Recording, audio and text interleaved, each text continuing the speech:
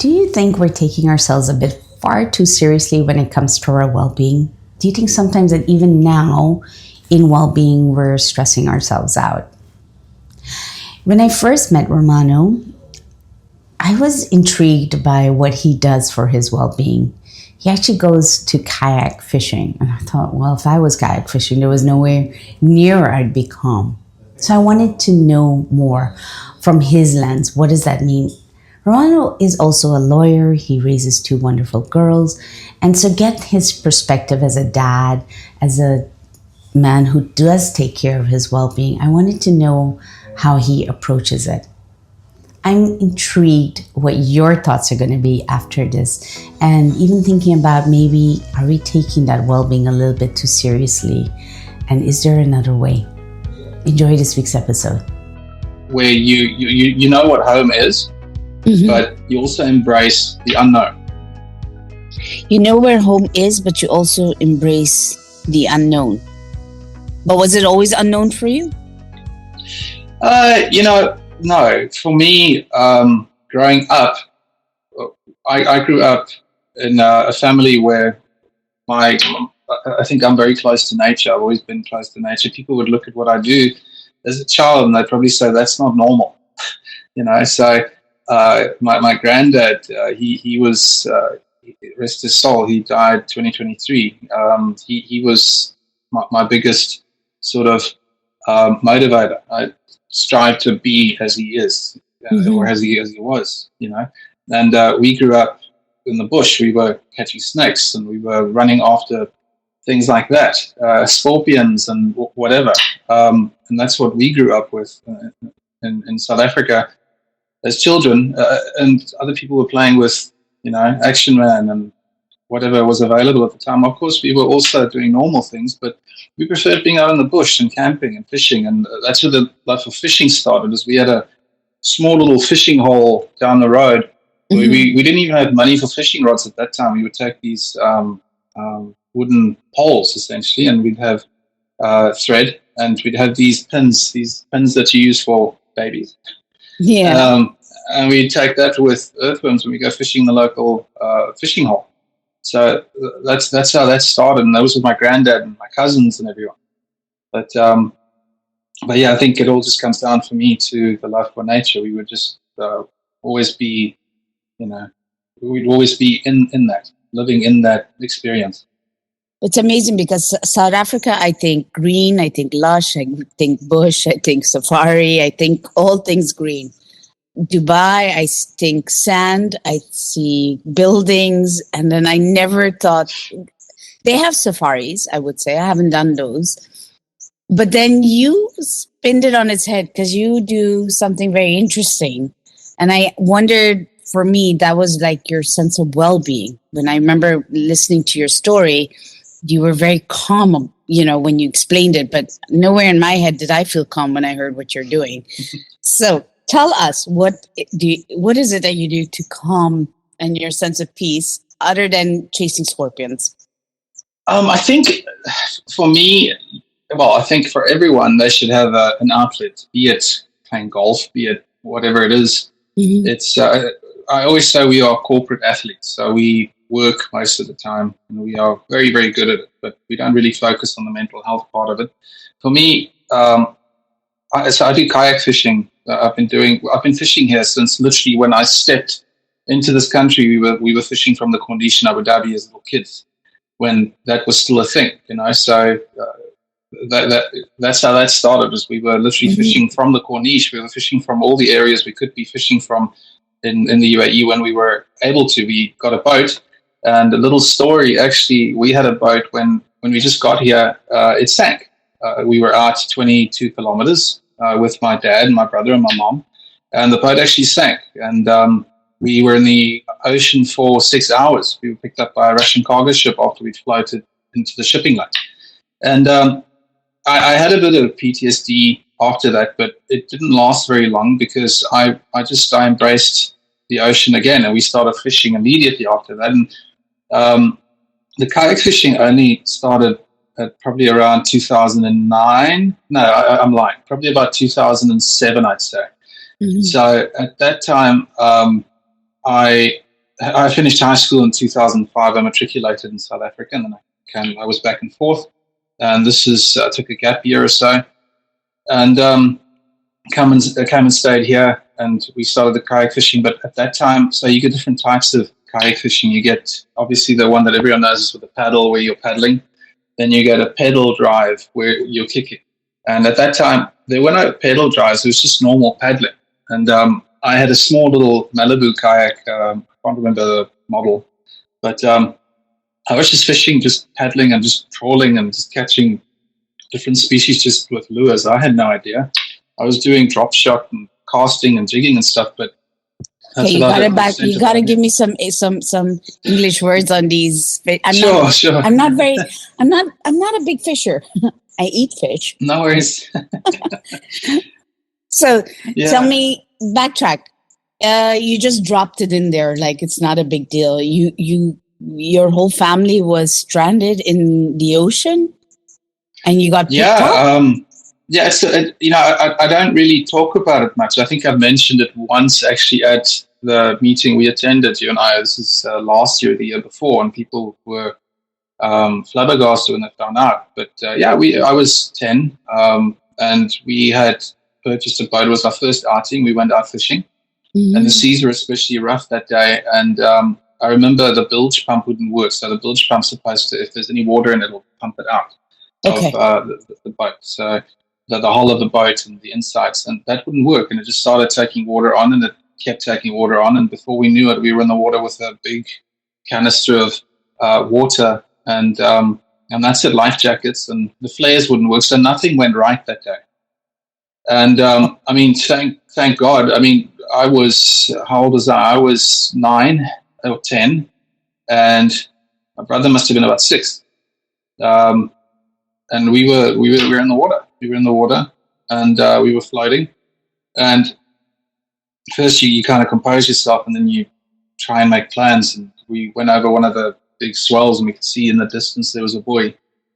And we started swimming slowly but surely. And I was a very good swimmer. I've always been a very good swimmer. So I was fine with it. That's fine with me, but not everyone was. So, I think as well, knowing now what I knew then, I thought, okay, well, we swam all the way to the shipping lane. No, we didn't. We were taken by the grace of God. The currents took us into the shipping lane. When that current kicks up and you've got low tide or high tide and it's pushing out, you cannot swim against that current. There's no way in hell you can swim against that current as an average swimmer, especially at the age of 9 or 6, or even if you're not a good swimmer. And I know that now because having kayak fished everywhere, if you don't know what you're doing and you don't time the tides correctly in a mangrove or in an area where the tides push out, where there's a channel, you will be pushed out. You can drown. You can come into serious harm. And at this time as well, in the 90s when we were fishing, when you go to the fish souk, when the souk still existed at that time, I don't know if it still does. We had normal souks everywhere. The original souk was still in Abu Dhabi, the fish souk was still there. You would walk through there and you'd see some very impressive fish in the market. You'd see sharks, you'd see a lot of stuff. We were still fishing and we were catching sailfish at that time. Many, many, many sailfish, which you don't do today. So the sea life at that time was much more, I would say there was a wider variety. So the possibility, but you don't think about when you're in the water. You don't want to think about that. You don't want to think about sharks and everything else. And I mean, that came to fruition last year, March, when this is right before I decided to start the channel as well, the kayak fishing channel. I just got the new kayak and I was out in the water and I was fishing and I caught a bull shark. I think I showed you the video as well. We're going to share it with everyone. But the reason why I'm smiling is because the word is kayak in this whole thing. All right. The word is kayak. It's not a yacht. It's not a big boat. It's a kayak. So when you said kayak fishing, I caught a shark. And I was like, did I hear that correctly? I remember doing a double take on this one. I was like, kayak and double shark. And all I could see was Fred Flintstone. If I was a Fred Flintstone or Wilma, I would have been turned over underneath trying to pull that up. because and I don't fish, so that's why I was like, okay, this has to be very interesting. And how does that give you well-being? Because that gives not doesn't give me well-being hearing the story. So for me, it gives me a sense of when I was a child and I was free.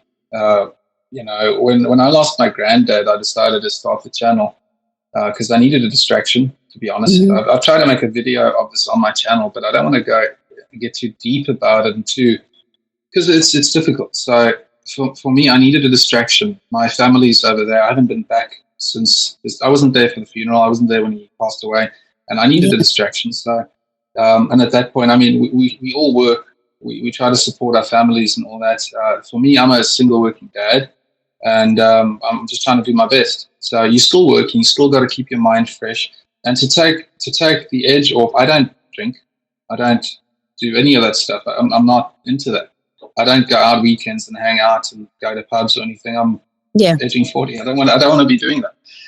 My life is my kids and my wife and working. And the only way I find that I get sort of out and take out, and I can exercise as well. You're exercising hard and you are getting fresh air and you're getting the salt water. I think there's a sense of, the prehistoric sort of hunter-gatherer feeling that you get as a man when you're out there doing what you want to do. It's a sense of achievement when I'm catching a fish, and it sounds silly, but when you're catching, say, a kingfish and you're filleting it and you take those fillets home and you can feed your family from what you've caught. It's a very, very basic sense of achievement that I get anyway. It's being out there, working hard to get what I can, and then you take it home. And if you don't get anything, you look in the horizon in the mornings and you just think how beautiful it is when you see the sunrise before anyone else because everyone else is sleeping in. Yeah. And that's what I get out of it. It's for me, it's a calm as well. So it's almost like it's almost like for you, your sense of taking care of you, your mentally, your physically, everything has to have meaning or purpose. Yeah, I think the purpose for me is to come home, and I think most dads would appreciate this as well, is if you come home in the afternoon from work and you are tired and you had a long day and clients breathing down your neck, and you walk home and you get out of your car and your 5-year-old runs to you with joy, it means that you are doing something right. So for me, the purpose is obviously to make my children happy, but also I can't keep them happy if I don't look at myself or look after myself. And I think that's the thing that they don't focus on a lot on that because we just suppose we're in this machine where we're just cogs and we have to keep going. But you've got to focus on yourself, as I said in the start, whether it's golf, whether it's whatever you do, you've got to do something that's outside. And I do like being by myself. I always have. I don't mind being by myself. I think if I had to be on these survival shows that people complain about the simple things, I'd probably do quite well because I don't mind. I think you've got to be comfortable being with yourself. And the majority of people are not comfortable being with themselves. I think that's a good point as well. One thing that I was thinking as you were also sharing just now was sometimes I feel like we're being forced to meditate. You're being forced to do well-being in this certain direction. I even though I do my meditations, I much prefer going for a walk, and I like nature as well. But this almost like forcefulness, I feel like sometimes we end up forcing our well-being. But you're telling me, no, I do it my way, and this is my way. But is that so that there is that pressure in the well-being space now?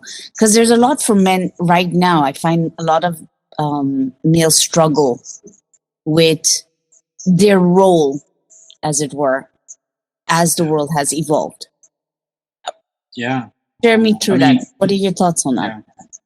I think I agree with you on that point. I think there's so much confusion. I mean, if we look at today, and I don't mean to offend anyone at any point in time, and I think that's the problem is we're also worried about offending everyone around us with what we are doing, and we're sorry for what we as men are doing, and what we are and who we are. We can't really change that at the end of the day. Mhm. All I know is that I'm working to support my family. I'm doing my best, Mhm. and in doing so, I'm not always going to understand what the new generation is talking about when they're referring to slang, or when they're talking about what is happening around the world. Or, I see some of these things and I have no idea. I'm still into ACDC, for God's sake, so, um, so I'm still a rocker. I'm still I'm not hating Nickelback. You know what I'm saying? Mhm. So for me, I think, there's a lot of confusion as to what a man's role should be in today's society.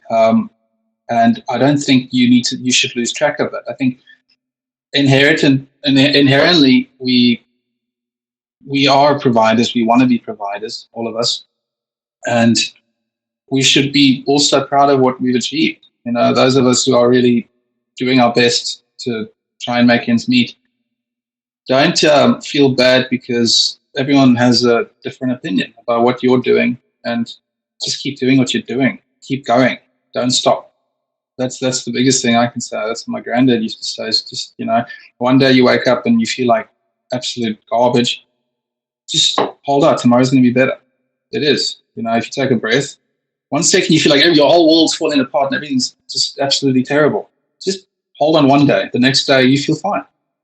So I can understand that. I agree with that, but I also find, and maybe I'm not, I don't understand it because I'm not a male, but I often see that because there's this sense of I like to provide, because I do think it's not I have to provide. For some people, yes. There's also I like to provide. Now, with women accelerating and they're providing as well because economic changes and everything, I often find that men, when they are struggling and they feel like the sense of I have to provide, or I should, I'm providing, and difficult emotions hit, that there's a silence that goes with it. They don't speak about it. They won't talk about it. And the expectancy now is let's talk about it. Because if we speak about it, that way we work things through. So if you had to say, you've gone through PTSD in some degree, you've worked through it because you're back in the water, I would comfortably say. You do pick up sharks here and there, and you go, you're working, you raise 2 daughters as well, and you are in a family with female energy. How do you navigate the emotional side of things? For me, if we're looking at, for example, what you're saying is true. First of all, I agree with you. I think if we're looking, for example, at policemen during the 60s, 70s, 80s, whatever it might be, 90s even, Mm-hmm. a lot of them had endured going through trauma, seeing people being shot, going to scenes of accidents and things like that. And they were war. We had people who went to war, and they would come back, and we still have that to this day. And people didn't focus on male mental health much at all. They were just sort of put aside and said, deal with it, you're a man. And we see that to this day. I know someone as well who's gone through it and was just struggling. But I think with a strong support system, and I'm talking about family as well, not all of us are privileged enough to have an extended family that can support us. So, look towards friends and that. But if you have a strong support structure, and I'm not saying they should carry you, but they should at least be there to listen to you and support you. I'm very thankful for my wife. For us, it's us. It's true what they say. Behind every man, there's a strong woman, and that's true. I don't think without her support, and she was there when I was doing my studies, and I had nothing. So if you have someone who's supporting you through all that, and when you're poor, when you're rich, when you're sick, that's literally the person that is always there for you. Yeah. And the same for my family. It was always like that. Um, and it's still like that to some extent. Is even though they're over in South Africa, my extended family, I know that if I'm in trouble, I can call them and they'd be there immediately. But for men, yeah, the lines are very blurry these days as to what can I do, what can I not do, and um, I'm all for female empowerment, as I said, because I've got the two girls at home. I want them to grow up to be strong and responsible and have high integrity. I think integrity is the main thing that you should be focusing on. People don't. Absolutely, yeah, and that counts for everything. But it's difficult to know and understand where you as a man should be fitting in when you see all these different views from all over the world. You've got people who are not sure even what gender is, for instance. And when we're looking at that, it is a big topic. And again, not wanting to offend anyone, but I think we're all entitled to our own beliefs. And as a man in this society, like how do you define that?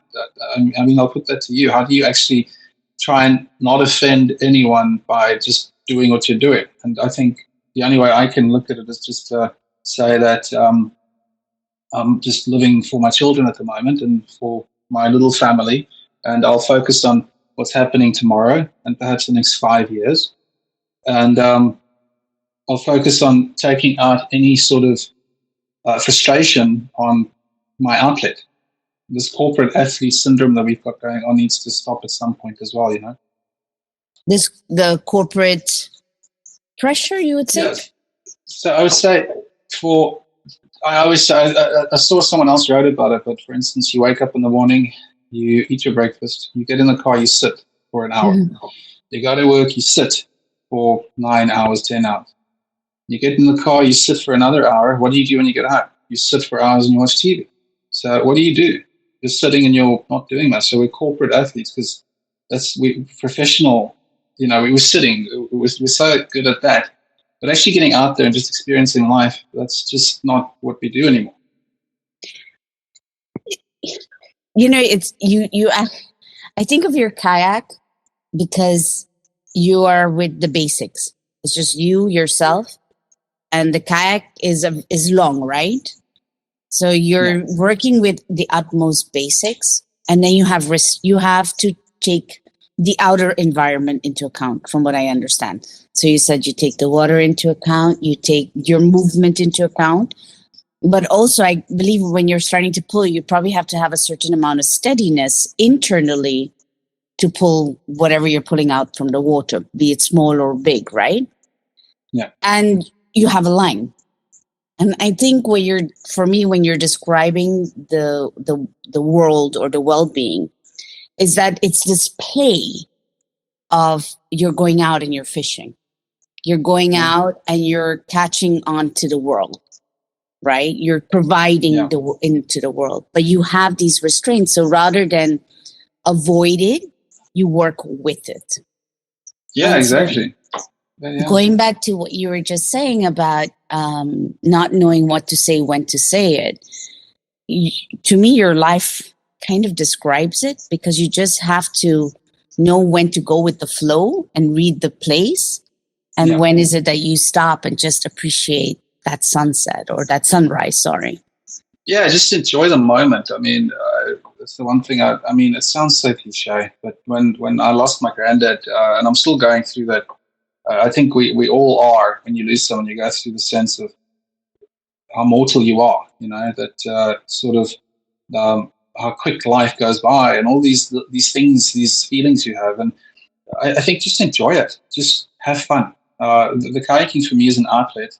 And I enjoy it, to be honest. Every time I get a bite on the line, it's an adrenaline rush as well, because you don't know what you're going to get. So that's the fun of it. Every time you get a bite, you don't know what you're going to get. Yeah, it's so much fun, and on the kayak especially, because it's not like in a boat where you've got the motors and it's noisy and you can do whatever, you can leave the steering wheel. No, you're right. You've got to see where you're going. You got to predict the current. If I'm sitting and I'm busy catching live bait, for instance, I'm sitting with my nose into the current, and I'm slowly but surely pedaling so that I don't drift away from where the spot is with the bait is. So I'm jigging, I'm going where I am, I'm keeping my tracking so that I don't go off route. I'm checking the currents.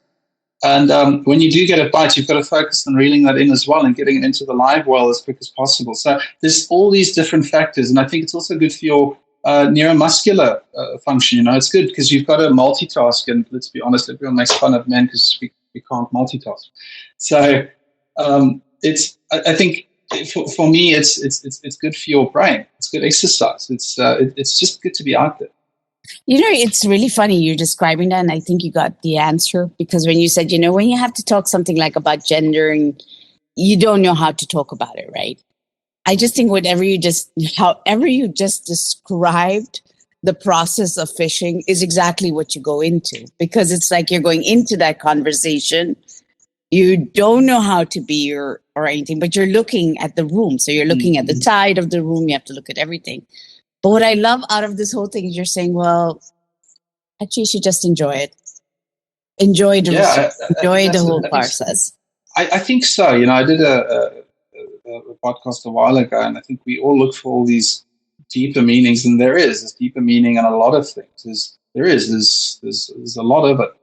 But at the end of the day, it's fun. It really is. It's just nice to get out there. And obviously, don't go out there not knowing what you're doing. It's not. I wouldn't say go out there without a life jacket. Don't take. I've seen a lot of mishaps, and thank God it's not happened to me. But I've seen kayaks being flipped. I've seen people stranded and cracked holes and all these things. It's because we're not having the right safety gear. And it's the same with anything in life. Don't just go out there and just assume you can go 20 kilometers out and go catch sailfish or something. You still have to do your preparation. I did a video on that as well. As you've got to do your prep for anything, right? I mean, as a podcaster, you're not going to come on the show or host the show without knowing your host's name or without any of these things. You're doing the grounding work, yes.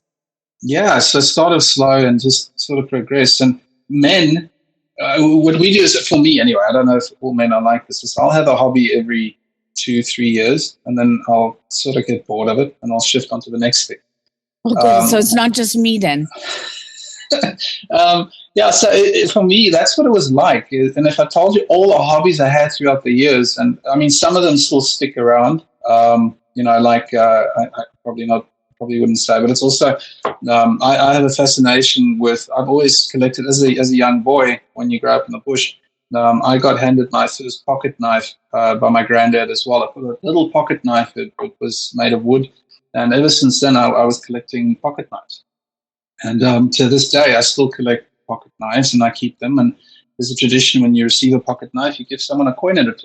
So we kept up that tradition as well as, whenever, and that hobby. Yeah, so it's small little things like that. And after that, I got into something else. And then you get bored of that and you move on to the next best thing. But eventually your hobby is sort of, it becomes a hobby which you do when you got the time, because my main focus is, I love going home to the kids. I absolutely just love being there, the good, the bad, all of that stuff. So for me, the main thing is walking or getting home and getting out of my car and just seeing the little one running towards me, just absolutely happy. So that's the biggest thing. I think if you're working towards something as a man, especially, for me, the definition of man and gender and all that stuff, I think, without getting too political, it's quite clear for me what it is. But and I'm conservative. I'm still coming back from all of these things. So I understand what it is, and I think a lot of people have become a little bit more confused because of what's going on in the world. And I think COVID has a lot to do with it as well. COVID had a massive influence on all of our mindsets. Yeah, not specifically with regards to the confusion of that, but everything else, it seems, has become more complicated. Everything in life, obviously this isn't, because we can converse virtually, but with everything else, it seems like there's an agenda behind everything. Even though there's an argument for it, it's because someone has an agenda behind it. And I don't really read into it too much. I don't want to.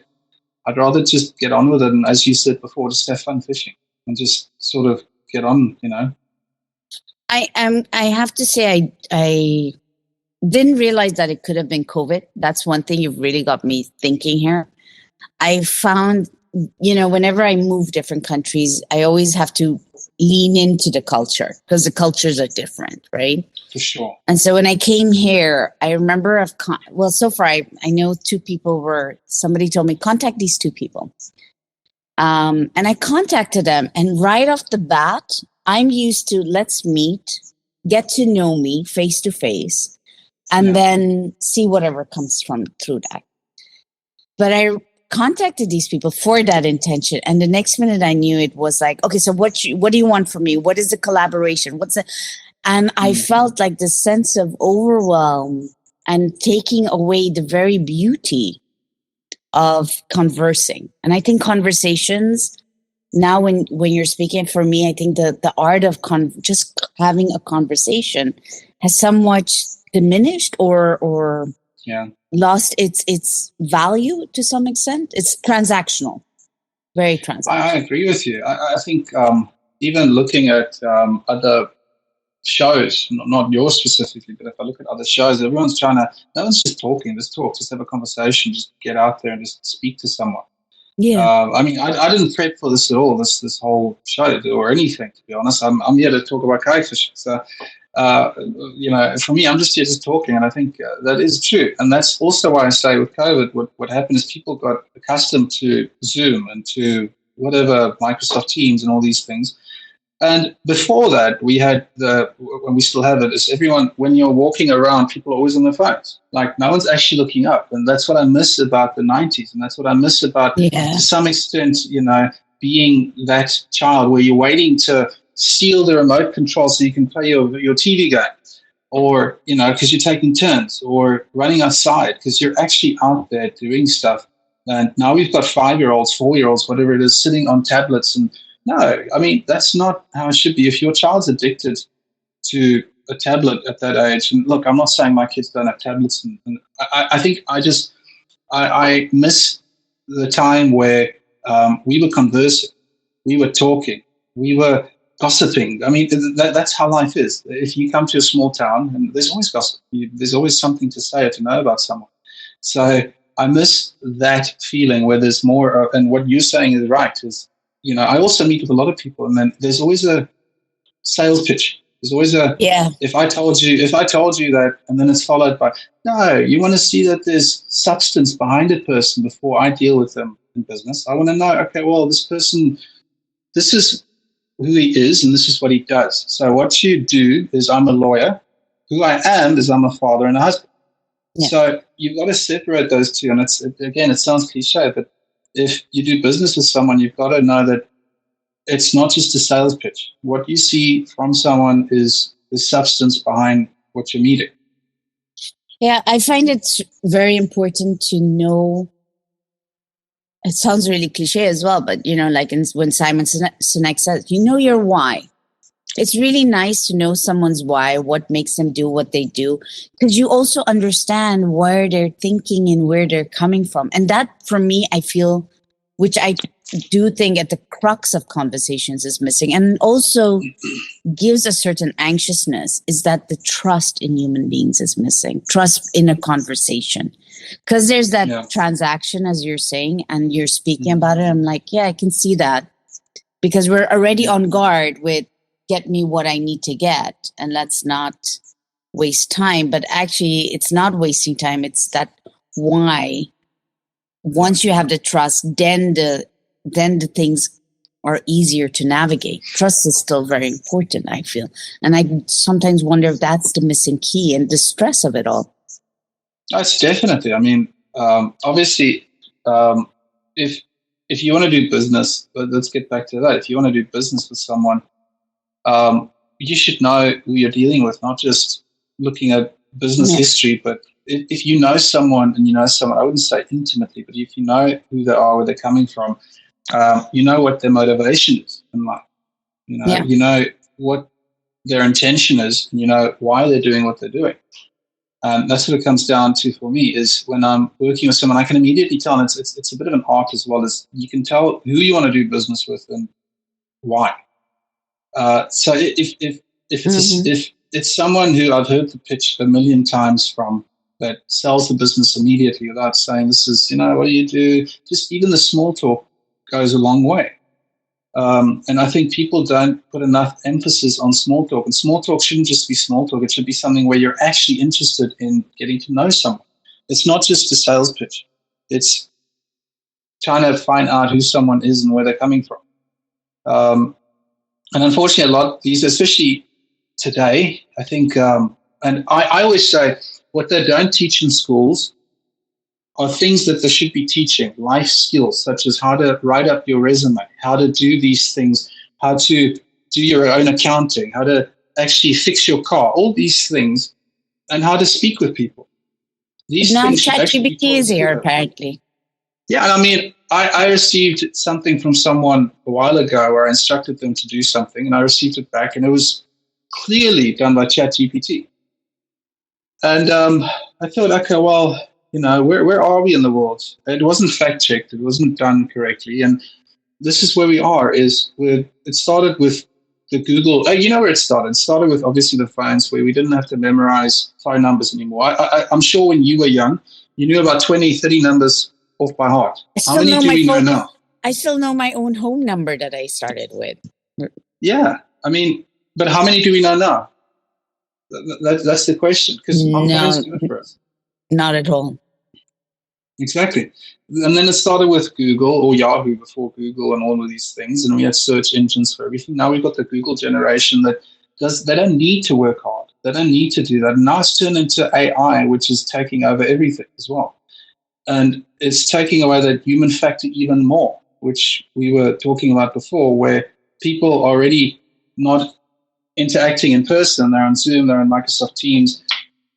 We were saying that it's a sales pitch, and now we've got AI coming into the mix as well. So how socially awkward is the generation going to be, and how misguided will they be, if at all? Or will they be more socialized than we think? I don't know the answers to these, but I don't know if AI is going to be the best thing for the world when it comes to interactions with people and actually working. Okay, so I got an article yesterday. I just have to share this. There was an interview Mark Zuckerberg has done, right? Yeah. He sat down, and he reckons that the way to get out of the epidemic of loneliness is to have an AI avatar chatbot. And I was like, no, I don't think so, because because ChatGPT does do a lot of confirmation bias. It'll soothe you. It'll say, yes, you are right. This is how you're feeling, because it's like, let me test it out, because people are using it for therapy now. It's become the number one reason to use it, which is pretty scary. And I'm like, here's somebody who knows he's going to be heard, has this responsibility to think things through, and because people are going to listen to this and they're actually going to take it up. And I think that at that point, I'm like, where is our social responsibility to that? Because it's on the well-being. And there's a lot of struggle with how to speak and that awkwardness that you're talking about.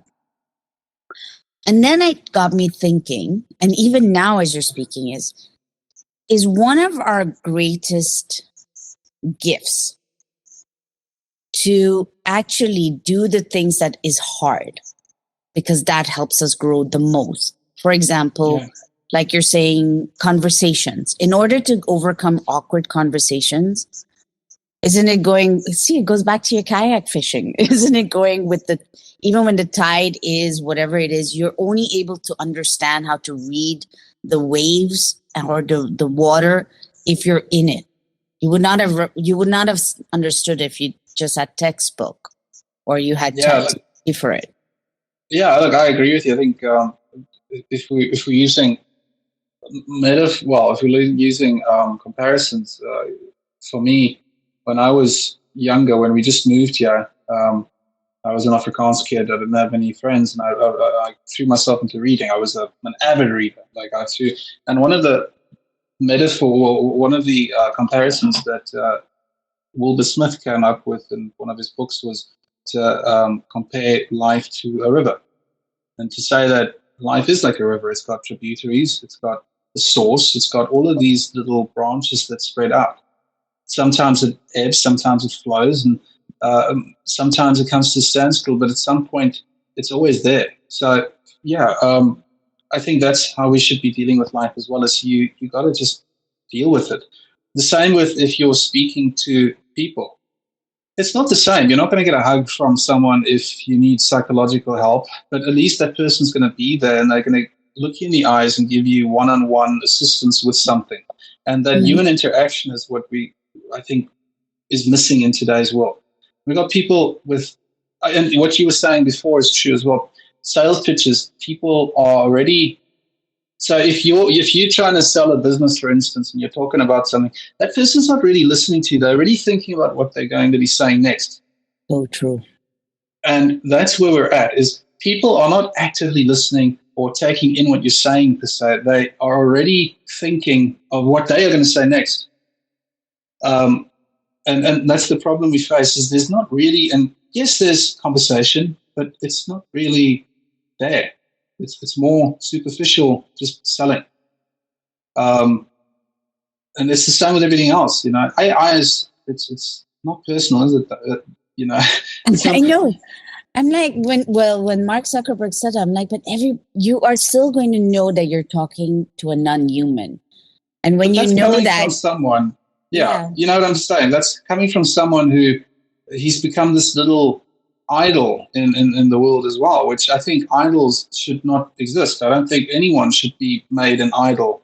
No one. Everyone should be the same. I think it's important when you grow up like I did, where you go from South Africa, where you see the extremely impoverished, and then you come to Dubai and you see the extremely rich, to understand that all these people are still people. I will greet the street sweeper. I will speak to the sheikhs that I know. You don't treat anyone different. And it's the same with Zuckerberg, for instance. Like, he's this idol that's been put on a pedestal, and there's a lot of other idols. I'm using them as an example, obviously. Just because he says something is so, it doesn't make it right. AI is, look, it's good. It's got its good parts as well. Obviously, I'm not doubting that. We use it a lot as well when we are doing things, and you incorporate it. You should. I embrace it as well, but don't let it become the staple, the be all and end all at all. I think it goes back to who navigates it, and something to be said about this idling. That sometimes when we idle people, we stop actually giving ourselves, the word that you used earlier was integrity, and I think also dignity. We stop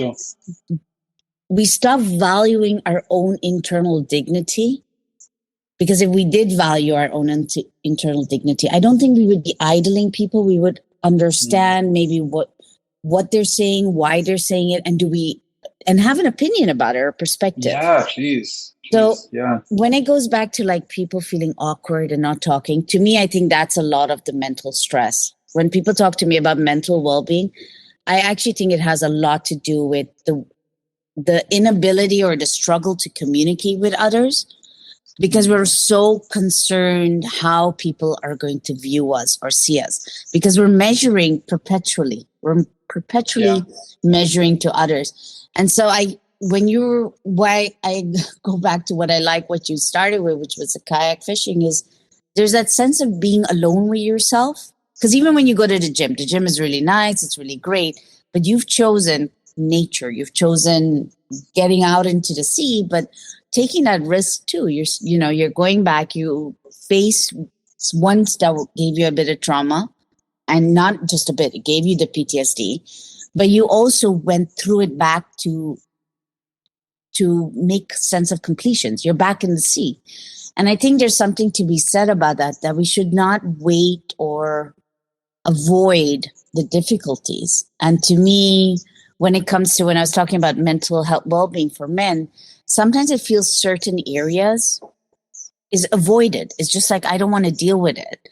But actually what you're saying is, well, just turn and you got to go through it, but also have a sense of joy to go through it, or a sense of fun things. with it.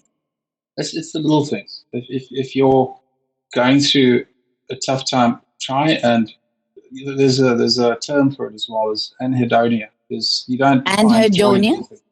Yeah. So you don't Okay. find joy in anything. So if you're an anhedoniac, it means that you don't find joy in anything that you do. I don't know the exact definition. I can't get it off by heart, but that's essentially it. Is you've got to find, and that's what I found is you go through yes, you go through dips in life. You go through, and everyone has them. We all have our backgrounds where we've gone through trauma, or we've gone through whatever it is we're going through right now.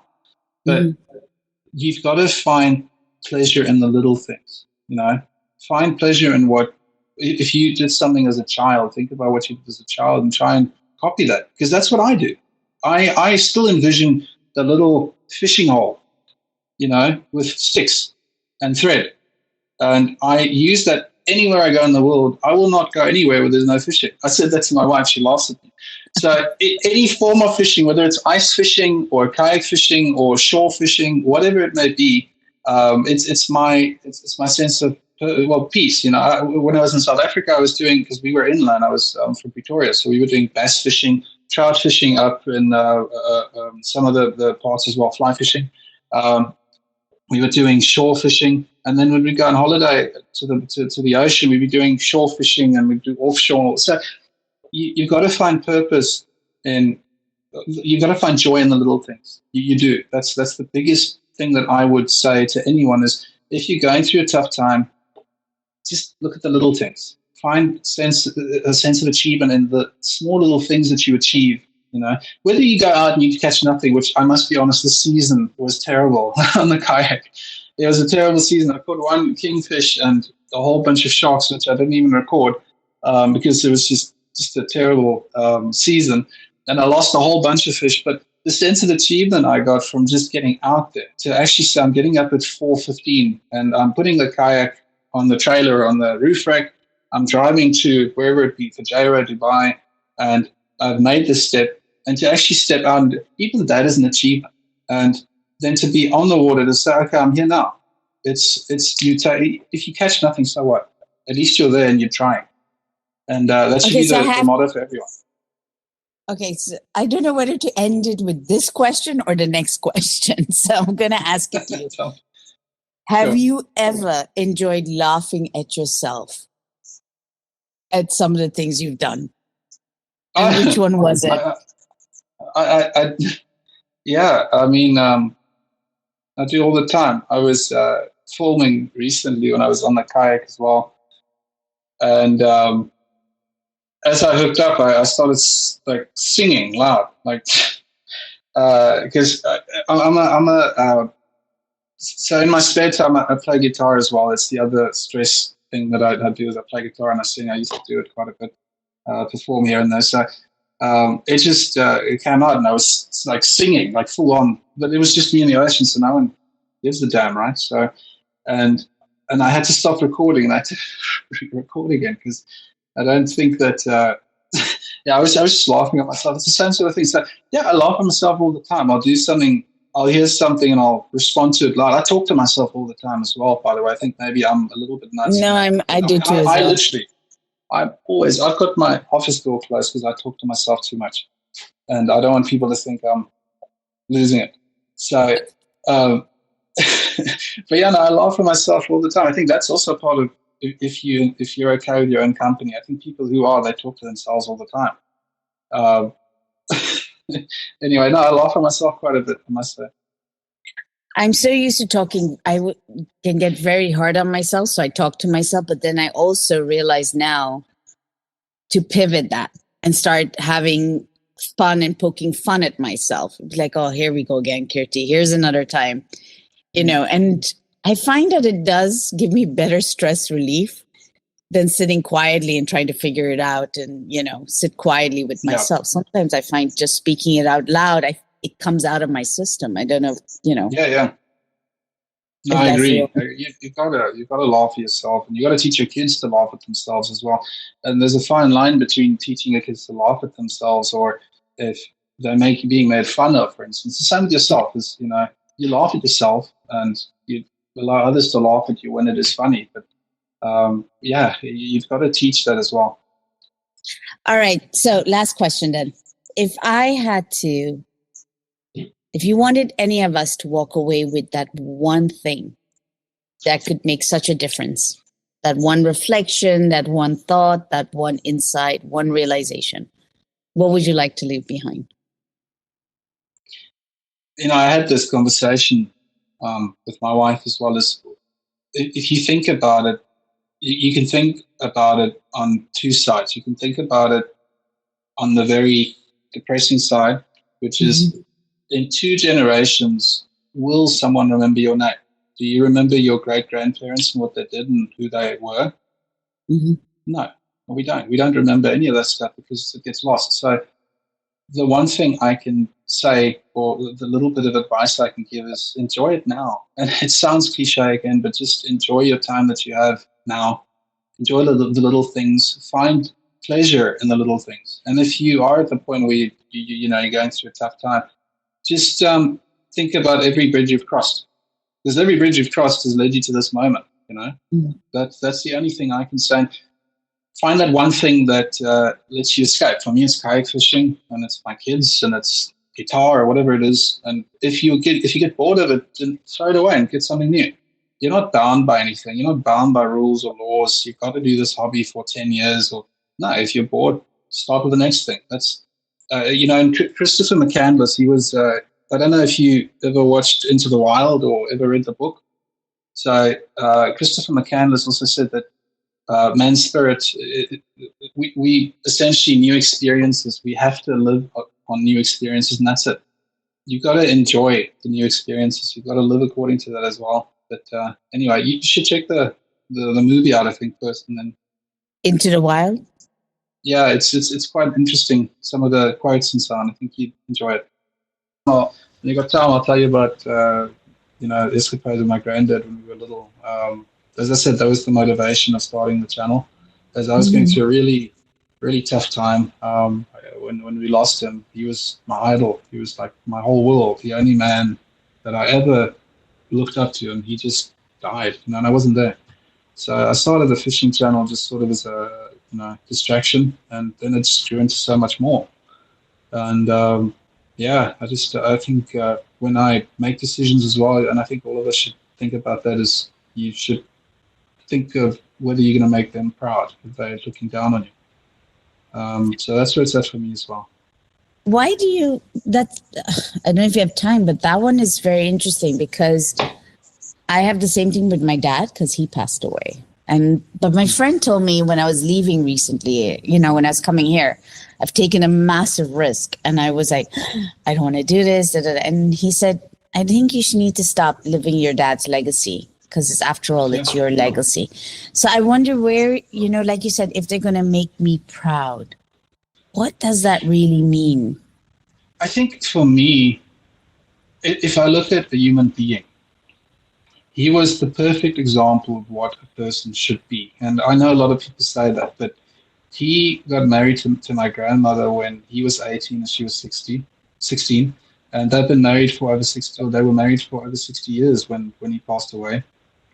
He was an elderly in the church. He never said anything bad about anyone. He never raised his hand to his kids. He was just the perfect example of whatever God you believe in, what you should be as a person. So it's a very, very high bar to set. And I know I will never, never live up to that. And I know that you would probably feel the same with your dad, if you want to make them proud. Some people just set the bar extremely high. But what you can do is you can live your life according to the morals and things that they've set out. So at least remember all these things. I tell when my daughter gets into bed, my little 5-year-old, I've been telling her the stories of when we used to go out in the bush. Every night she goes to bed, to the point where she wants to know about, when my granddad got hit by lightning 3 times in his life, by the way. And I'll tell her about that. Yeah. So he was a nature conservationist, and that's why we got the love for the bush and for the animals. Is he was a nature conservationist at the Kruger National Park and at Pilanesberg and all these places. And we could call us to go get snakes out of people's houses and monitor lizards and even a porcupine at one point. So that's why we got the love for what we got, and I try to teach my kids about that. I still take, when we were living in the Mark Hills too, I would take her on night walks in the desert. I'd show her the geckos we catch, and I'd show her all these things. So Really? it's also, you've got to live close, because that's not going to be there forever. None of this stuff is going to be there, and that's what I learned in South Africa as well. All the little areas where we used to go, it's all developments now. None of the bush is there anymore. And slowly but surely, the desert's going to follow the same. I find it very sad, but yeah, I understand that one. Because it's a shame, because I was raised in Curacao. It's an island. And when it was not a lot of roads, a lot of bush. You'd have to go through the bushes to get to the other side, to the beach. And then the beach was just, you just jump off the water and there's sea apples. The water was crystal blue in those days as well. And so you kind of, I do miss it. I miss that sense of simplicity. I enjoy it, and I yearn for it now. Yeah. When I'm back home. Well, on that note, I'm going to thank you. And it was fun. I learned about kayak fishing. I learned about looking at it from a different perspective, but I also learned about how it is really, well-being is finding the joy in the things that don't actually have to have a purpose or anything. It's just having joy. And that that's part of well-being. So thank you. Oh, you're welcome. And that was it. So are you ready to dive underneath the surface of who you are and what is your well-being? When I was listening to this episode, while it is focused towards the men's well-being, it had me thinking about my own well-being and going and diving deeper underneath the deep oceans of within myself and discover actually what brings me joy, what brings me that sense of purpose, just like we spoke about in the episode. But I'd love to hear what your thoughts are around it. And one of the best ways you can do that, if you haven't yet, is join my Substack newsletter. That is not just a newsletter, but it's also about building a community. And I do give some extra insights behind the scenes of all that we discuss here on the podcast. Do join. And I look forward to catching up with you over there as well. Have a good one. Take care.